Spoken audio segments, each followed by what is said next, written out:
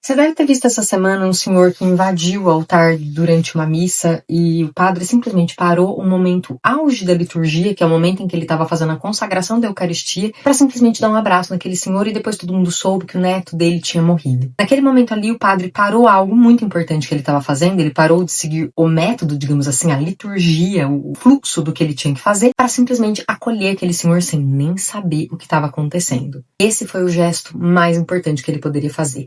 Eu, às vezes, converso com instrutores de Pilates que dizem, não, eu tô ali para dar a minha aula e eu não vou desviar o curso da minha aula. A paciente fica só reclamando, quer conversar, quer ficar contando as mesmas histórias e, haja paciência para isso.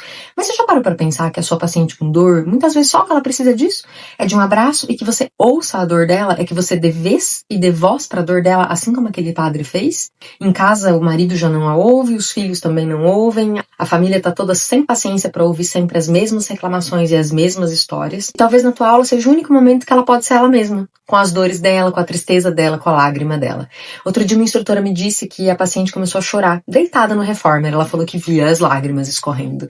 E ela simplesmente não soube o que fazer. Ela falou, eu fiquei paralisada, fiquei sem saber se eu chegava perto, se eu falava alguma coisa, se eu perguntava algo. O que eu devo fazer numa situação dessa, Tati? Eu falei, simplesmente dá um abraço nela. Olha pra ela, no fundo dos olhos.